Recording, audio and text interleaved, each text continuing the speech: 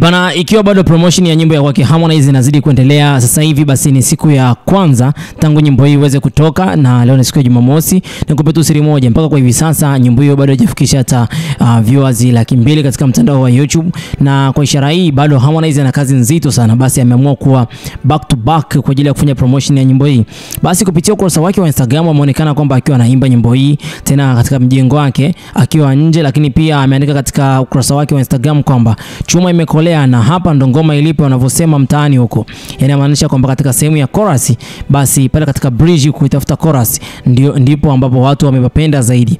Watu wa mtaani ndipo wanaposema kwamba hapo ndio sehemu ambayo tumeipenda zaidi, tofauti kabisa na sehemu nyingine katika ngoma. Lakini ni sehemu nzuri ambako watu wengi wamekuwa wakirudia, hawajapita katika verse yale mambo ambayo yameiba kule ndani hawajazingatia, ila wao wamezingatia sehemu moja tu, sehemu ambako Harmonize kwa kuitafuta bridge ya chorus. Pale ndipo watu wengi basi wamezidi kupapenda, na wengi wao zaidi basi wamependa zaidi pale pia alipoanza kusema kwamba I'm in love again. Kwa hiyo kwa namna hiyo au nyingine, kwa hivi sasa naweza kusema kwamba hivi Harmonize ana mwanga bado wa kuitafutia ngoma hii channel izidi kukua muda hadi muda, ila promotion ikizidi kuwa kubwa, kwa sababu watu wengi wameiponda ngoma hii katika mitandao ya kijamii, wameiponda ngoma hii katika mtandao wa YouTube, wameiponda ngoma hii katika mtandao wa Instagram. Tena mbali na hivyo wametokea pia hata wachambuzi wa hapa na pale ambao wameiponda ngoma hii na kusema kwamba ngoma hii kama ndio alikuwa anategemea kwamba ilete Grammy, basi hapa kazi kubwa sana anayo katika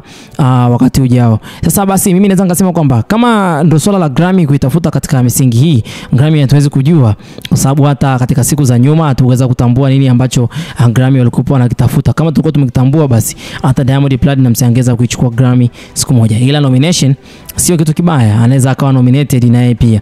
Mimi nafikiri kwamba sitakuwa na la ziada kwa muda huu, tusubirie na hiyo album itakayotoka ili tuweze kugundua, je, Harmonize hapa ameboronga au ndo kwamba ameamua kabisa kuwatolea mashabiki zake kazi ambazo ni mbovu kwa mwaka huu. Bye bye for now.